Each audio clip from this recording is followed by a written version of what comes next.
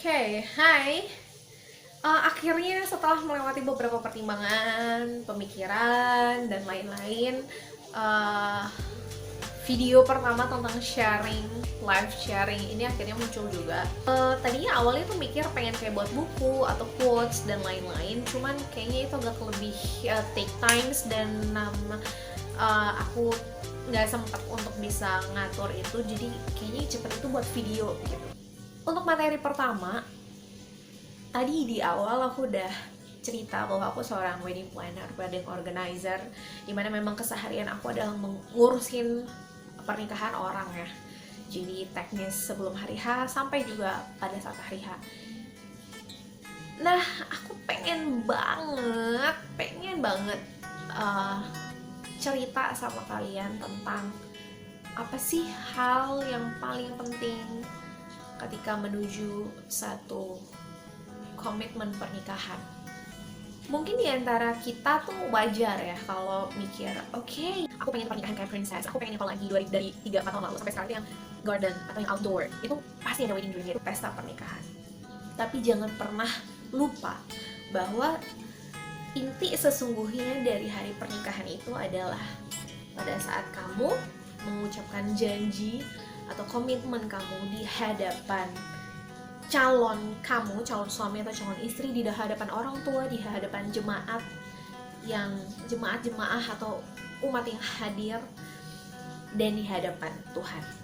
Apapun agamamu kan, komitmen itulah yang kita ucapkan. Nah, ketika kita mengucapkan komitmen itu udah kayak stempel, udah kayak materai yang memang benar-benar sah. Dan apalagi gini, kalau kita punya satu perjanjian manusia dengan manusia, biasa kita pakai perangko pakai materai ya, materai 6.000. Sekarang udah nggak ada materai 6.000, materai 10.000, dimana kita harus tanda tangan tuh, kedua belah pihak setuju dan sah. Coba bayangin ketika kamu menikah, kamu ikrar janji di hadapan, bukan di hadapan manusianya, tapi di hadapan Tuhan. Dan itu tuh ketika kamu ijab kabul, ketika kamu pemberkatan, berkat yang daripada yang di atas itu kan turun atas kamu dan memateraikan janji yang udah kamu declare di hadapan orang banyak dan di hadapan Tuhan. Terus artinya apa? Ya berarti kamu harus bertanggung jawab dengan komitmen yang kamu buat, ya kan?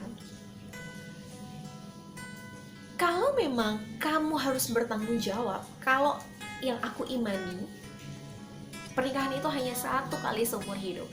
Nggak ada kata cerai. Sampai maut memisahkan.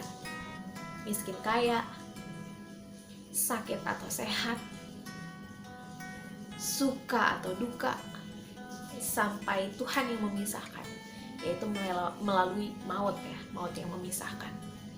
Itu baru kita bisa pisah gitu. Nah, terus kenapa ada yang berpikir ujung-ujungnya bercerai? Pernikahan dan ujung-ujungnya bercerai, menurut aku sih ya better kamu pacaran aja, ya berhubungan dengan status pacaran aja, nggak usah menikah gitu. Itulah kenapa pernikahan itu nggak gampang, nggak semudah kayak kalian, will you marry me?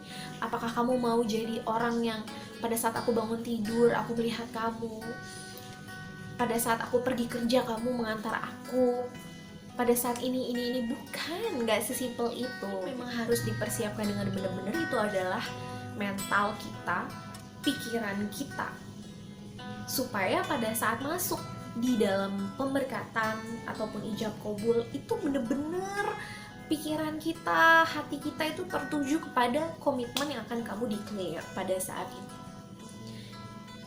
Kalau ngomongin masalah teknis, ya gampang lah. Kamu kalau udah hire wedding organizer atau wedding planner, atau kamu nggak hire, oke lah, nggak usah pakai jasa, kamu hire venue yang bisa ngurus segala sesuatu, itu udah oke kan teknis. Jadi jangan sampai prioritas ngomongin pernikahan, prioritasnya tuh pesta yang di atas, terus ikrar atau akad atau matrimony yang di bawah gitu. Itu yang aku sebagai wedding planner menggiring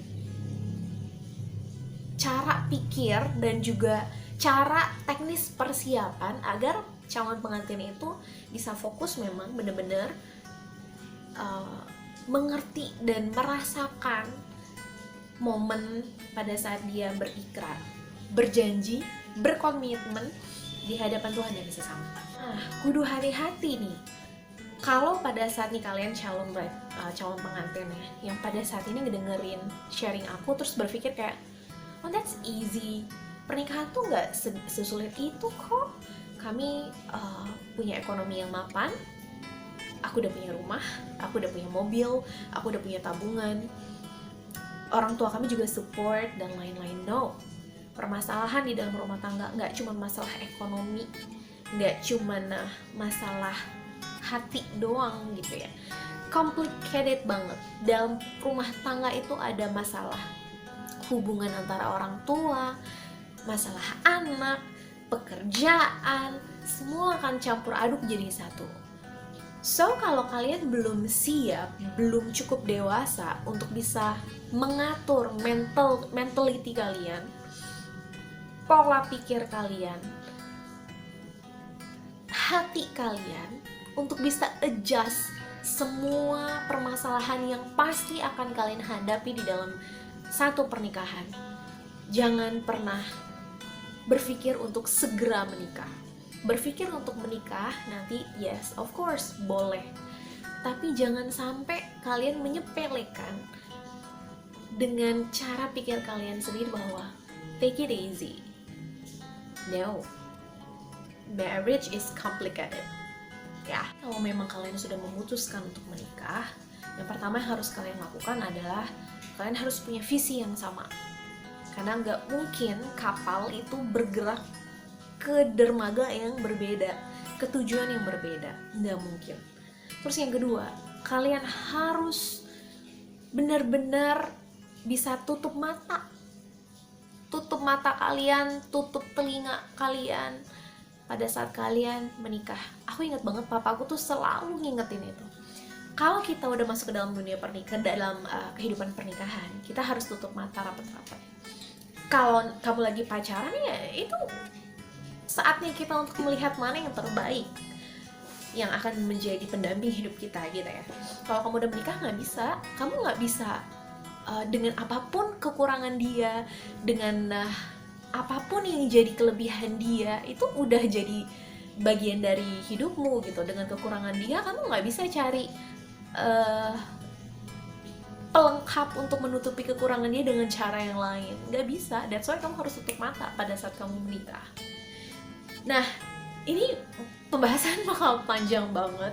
So, untuk video berikutnya kita akan kupas habis lagi dengan tema yang jauh lebih dalam. Untuk di video pembuka ini aku mau ngucapin terima kasih. Semoga bisa memberikan insight singkat buat kalian yang berencana mau menikah ya. Kalau misalnya kalian gak setuju atau kalian punya pertanyaan apapun, kalian bisa tanya, DM boleh, komen boleh, anything else. Kalau kalian punya nomor aku juga kalian bisa langsung tanya aku ya. See you on the next video.